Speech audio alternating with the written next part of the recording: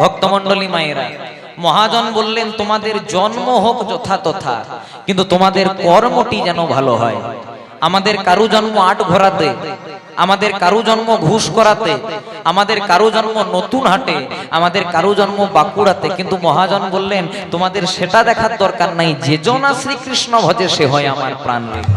তোমরা কে ব্রাহ্মণ, তোমরা কে বৈষ্ণব, তোমরা কে ডাক্তার, তোমরা কে মাস্টার, তোমরা কি ইঞ্জিনিয়ার, সেটা দেখার দরকার নেই। যে জনা শ্রীকৃষ্ণ ভজে, একবার যেজন কৃষ্ণ বলতে পারে ভগবান তাকে কৃপা করে।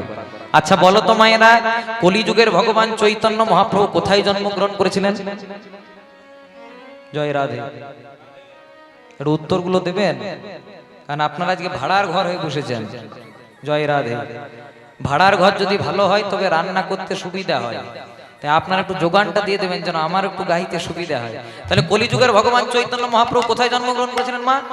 নদিয়া নবদ্বীপে। কিন্তু জায়গাটা কোথায়? একটা নিম গাছের তলায়। অনেকে বলে নিম গাছের তলায় জন্ম হয়েছিল, তাই নাকি ঠাকুরের নাম নিমাই, বলে তো মায়েরা। কিন্তু সেদিকে যাব না।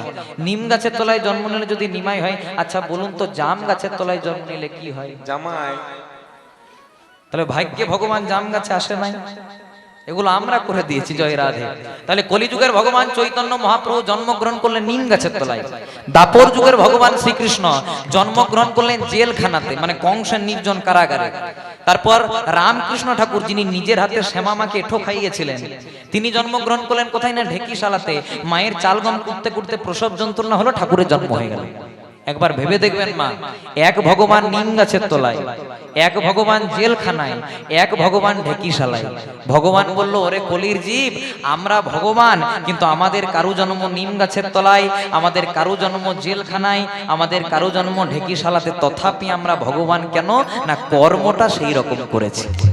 তাই কর্ম যদি ভালো করতে পারেন মা, ফল কিন্তু একদম ভালো পাবেন। একটা পদ্ম ফুল কোথায় ফোটে?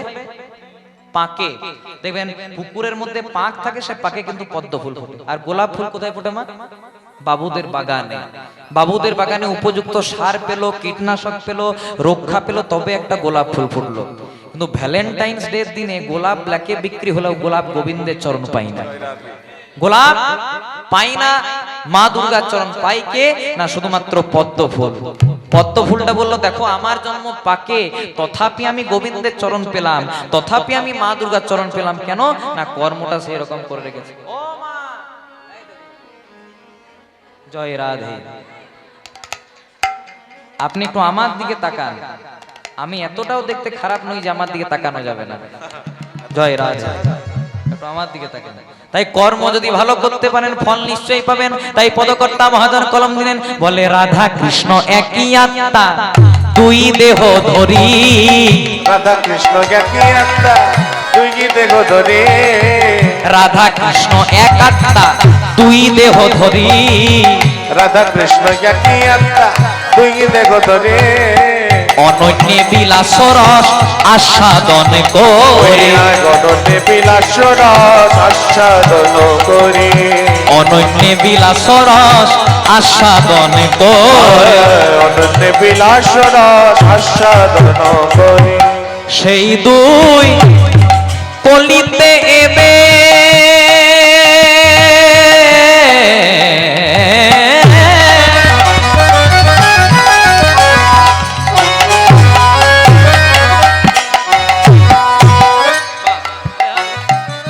সেই দুই কলিতে এবে চৈতন্য গোসাই,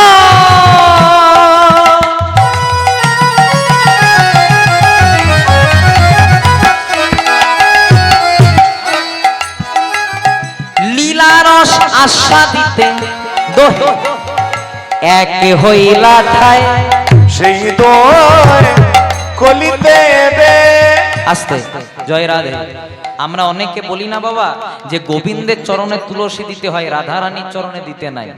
এগুলো ভুল কথা। কেন? কারণ রাধারানী কোনো সামান্য নারী নয়, রাধারানী কোনো সামান্য চরিত্র নয়। ভগবানই তার বাম অঙ্গ থেকে সৃষ্টি করেছিলেন একজন নারী, যার নাম রাধারানী। তাহলে আপনারা তো বলতে পারেন, তাহলে রাধা আর গোবিন্দ এক হলো কি করে? রাধা তো নারী তত্ত্ব, কৃষ্ণ তো পুরুষ তত্ত্ব। কিন্তু এই জগতে কেউ পুরুষ কেউ নারী নয়, একা পুরুষ গোবিন্দ, আমরা হলাম প্রকৃতি। তাহলে গোবিন্দ আর রাধারানী যে এক, তার প্রমাণ কোথায়? লীলাটা খুব মন দিয়ে শুনবেন বাবা। দ্বারকাতে ভগবান শ্রীকৃষ্ণ রাজা হয়ে বসে আছেন, আর ভগবানের এক পাশে আছে রুক্মিণী আর এক পাশে আছে সত্যভামা। ভগবান রাজা হয়ে বসে আছেন দ্বারকাতে, এক পাশে রুক্মিণী এক পাশে সত্যভামা। হঠাৎ রুক্মিণী আর সত্যভামা ভগবান শ্রীকৃষ্ণকে এক গ্লাস গরম দুধ দিয়েছে বাবা পান করতে। এবার গোবিন্দ করেছে কি, দুধটা একটু অন্যমনস্ক অবস্থাতে পান করতে গিয়ে গোবিন্দের একটু ছেঁকা লেগে গেছে। আমাদের যখন ছেঁকা লেগে যায়, আমাদের যখন বিপদ হয়, কি বলি? ও মা গো, বাবা গো বলি না? কেউ বলে ও শাশুড়ি গো, ও শ্বশুর গো, জয় রাধে, ও মা গো বাবা গো বলি না? কিন্তু কৃষ্ণের যেই না ছেঁকাটা লেগেছে, কৃষ্ণ ও মা গো বাবা গো বলেনি, কৃষ্ণ বলে দিয়েছে হা রাধে। তখন রুক্মিণী সত্যভামা মনে মনে চিন্তা করছে, রাধা নামে নিশ্চয়ই কেউ আছে যাকে আমাদের স্বামী একটু এক্সট্রা অর্ডিনারি ভালোবাসে। কেন না, বিপদের সময় যার নামটা মুখে আসে তাকে মানুষ বেশি ভালোবাসে। তাহলে নিশ্চয়ই রাধা নামে কেউ আছে যাকে আমাদের স্বামী একটু বেশি ভালোবাসে। তাই করেছে কি, কৃষ্ণে 16,108 জন স্ত্রীকে লাইন দিয়ে দাঁড় করিয়েছে। দেখছে আজকে দেখতে হবে রাধাকে। বলছে তুমি কে? আমার নাম রুক্মিণী। তোমার নাম? আমার নাম সত্যভামা। তোমার নাম? আমার নাম জাম্ববতী। তোমার নাম? আমার নাম বসুন্ধরা। এক এক করে 16,108 জন পেরিয়ে গেছে মা, কিন্তু রাধা নামে কাউকে পাইনি। যখন দেখছে রাধা নামে কাউকে পাইনি, তখন রুক্মিণী সত্যভামা মনে মনে চিন্তা করছে, আজকে খুঁজতেই হবে রাধাটাকে। না, ওই দুধটা ছেঁকা লেগে গেছে খেতে খেতে, আর কৃষ্ণ বলে দিয়েছে হা রাধে। তাহলে রাধাটাকে এবার যখন 16,108 জন স্ত্রীকে লাইন দিয়ে দাঁড় করিয়েছে, বলছে তুমি কি? আমি রুক্মিণী। তুমি? আমি সত্যভামা। তুমি? আমি জাম্ববতী। তুমি? আমি বসুন্ধরা। এক এক করে বাবা 16,108 জন পেরিয়ে গেছে, কিন্তু রাধা নামে কাউকে পাই নাই। এবার রুক্মিণী সত্যভামা মনে মনে চিন্তা করছে, তাহলে রাধাকে পাবো কোথায়? আর এই দিকে যখন রুক্মিণী সত্যভামা চিন্তা করছে রাধাটাকে, তখন নারদ মুনি দরজার আড়ালে বসে বসে বড় হাসছে। রুক্মিণী সত্যভামা বলছে, হ্যাঁ গো নারদ, হাসছো কেন? বলে রাধাকে দেখতে চাও? বলে হ্যাঁ, রাধাকেই তো খুঁজছি। বলছে রাধাকে দেখতে হলে দ্বারকাতে খুঁজলে হবে না, বৃন্দাবনে যেতে হবে। বলে কেন? কারণ তোমাদের স্বামী কৃষ্ণ বৃন্দাবনে রাধাকে নিয়ে লীলা করতো, দ্বারকাতে করে না। তাহলে বৃন্দাবনে? বলে হ্যাঁ বৃন্দাবনে। এবার নারদ মুনি তার ঢেকি জানে আজকে রুক্মিণী সত্যভামাকে বসিয়ে নিয়ে এসেছে কোথায়? না বৃন্দাবনে। বৃন্দাবনে যখন নিয়ে এসেছে, বলছে এই যমুনা তট হয়ে হেঁটে হেঁটে যাও, দেখবে রাধাকে দেখতে পেয়ে যাবে। যেই না কিছু দূর গেছে বাবা, দেখছে খুব সুন্দরী দেখতে একজন নারী, মারাত্মক চেহারা, বসে বসে একটা গাছের তলায় কৃষ্ণ নাম গাইছে। রুক্মিণী সত্যভামা বলছে, তুমি রাধা? আর মনে মনে চিন্তা করছে, আহা কত সুন্দর দেখতে, তাহলে আমাদের স্বামী আমাদেরকে কেন ভালোবাসবে? আমাদের যে কত সুন্দর দেখতে, তাহলে তোকেই ভালোবাসবে। বলছে তুমি রাধা? বলছে না, আমি রাধা নই। তাহলে তুমি কে? আমি হলাম রাধারানীরই একজন সখী, রাধারানীরই একজন দাসী, আমার নাম হলো ললিতা। তখন রুক্মিণী সত্যভামা মনে মনে চিন্তা করছে, রাধারানী সখী যদি এত সুন্দর, রাধারানীর দাসী যদি এত সুন্দর, তাহলে না জানি রাধারানী কত সুন্দর। বুঝতে, তাহলে রাধাকে পাবো কোথায়? বলছে আরেকটু যাও, দেখো দেখতে পেয়ে যাবে। আরেকটু যেই না গেছে বাবা, দেখছে আরেকজন খুব সুন্দরী দেখতে। প্রথমে যার সঙ্গে দেখা গেল হচ্ছে খুব সুন্দর দেখতে, সে বসে বসে মৃদু মৃদু স্বরে রাধা নাম গাইছে। বলে তুমি রাধা? বলে না, আমিও রাধা নই, আমি হলাম রাধারানীর আরেকজন সখী, আরেকজন দাসী, আমার নাম হলো বিশাখা। তখন রুক্মিণী সত্যভামা মনে মনে চিন্তা করছে, নে বাবা, খুঁজতে এলাম রাধাকে, আর প্রথমে ললিতা বিশাখা, বলছে রাধা কোথায়? বলছে আরেকটু যাও, দেখতে পেয়ে যাবে। যেই না কিছু দূর গেছে বাবা, দেখছে রাধারানী অচৈতন্য অবস্থায় আজকে কৃষ্ণ কৃষ্ণ বলে বিলাপ করছে। আর কি বলছে জানো? বলে পরানো বধুর লাগি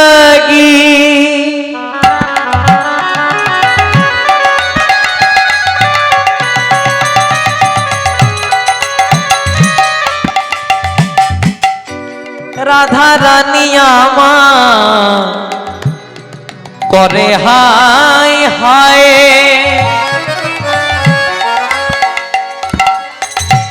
যে করে গোবিন্দ না, রাধে ধরে তার পা পরানো বধুর লাগি।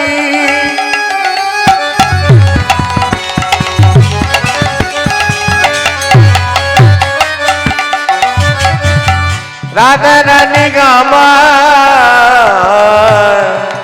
করে গায় গায়,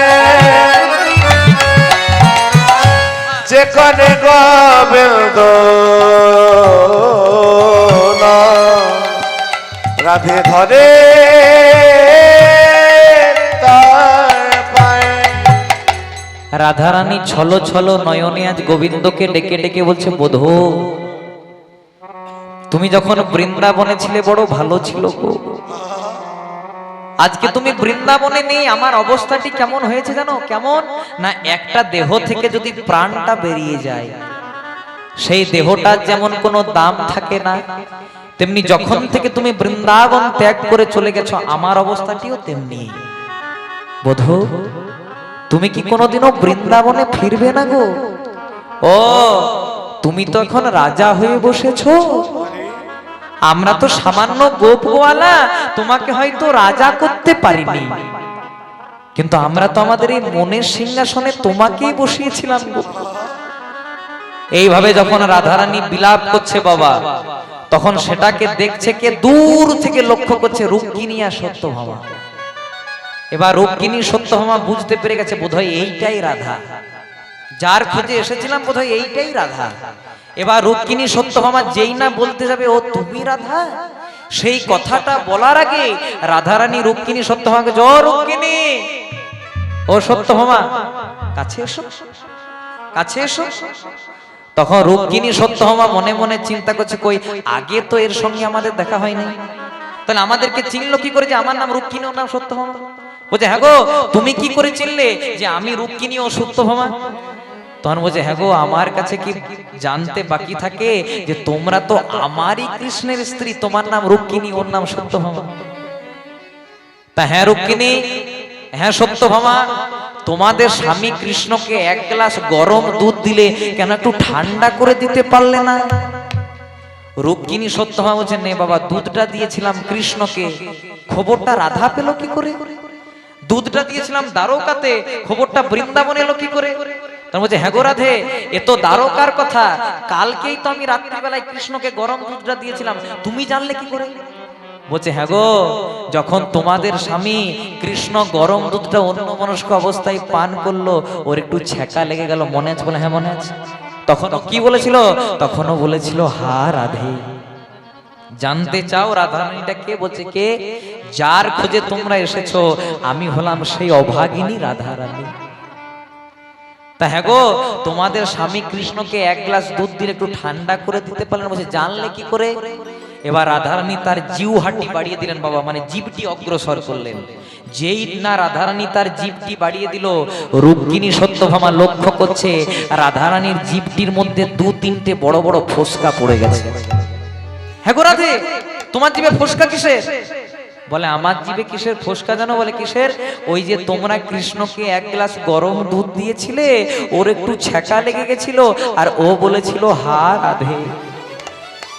যখন ও হা রাধে বলল, ওর অঙ্গের জ্বালা যন্ত্রণা ব্যথা ফোসকা সব আমি আমার নিজের বদনে নিয়েছি। রুক্মিণী সত্যভামার আর বুঝতে বাকি রইল না বাবা যে রাধারানী কোনো সামান্য নারী নয়, রাধারানী কোনো সামান্য চরিত্র নয়, ভগবানেরই আরেকটি অংশ, যার নাম হলো শ্রীমতী রাধা ঠাকুর। তাই বোধকর্তা মহাজন কলম দিলেন, বলে রাধা কৃষ্ণ একই আত্মা দুই দেহ ধরি, রাধা কৃষ্ণ একই আত্মা দুই দেহ ধরি, অনন্য বিলাস রস আস্বাদন করি, অনন্য বিলাস রস আস্বাদন করি, ওই না অনন্য বিলাস রস আস্বাদন করি, অনন্য বিলাস রস আস্বাদন করি, সেই দুই কলিতে এবে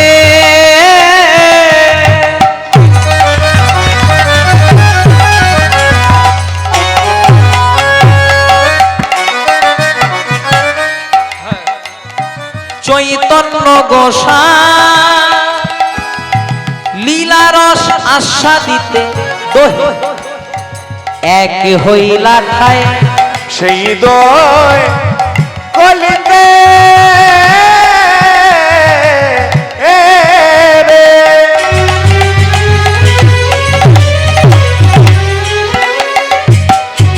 চৈতন্যটা গোসাই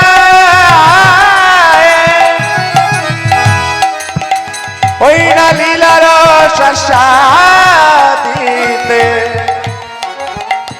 তোকে কে হইলা টাই বলে যেই রাধা সেই কৃষ্ণ, বলে যেই রাধা সেই কৃষ্ণ, যেই রাধা সেই কৃষ্ণ, বলে যেই রাধা সেই কৃষ্ণ, তোহে মিলে শ্রী চৈতন্য, বলে যেই রাধা সেই কৃষ্ণ, বলে তোহে মিলে শ্রী চৈতন্য। বলে যেই রাধা সেই একবার হরি হরি হরি বলে, প্রেমানন্দে বাবু তুলে, হরি হরি হরি বলে, প্রেমানন্দে বাবু তুলে, হরি হরি হরি বলে যেই রাধা সেই। সেই কৃষ্ণ। তাহলে এতক্ষণ আমরা ছিলাম লীলাম প্রথম অংশে, এবার প্রবেশ করব মধুময় শ্রীরাম বৃন্দাবনে।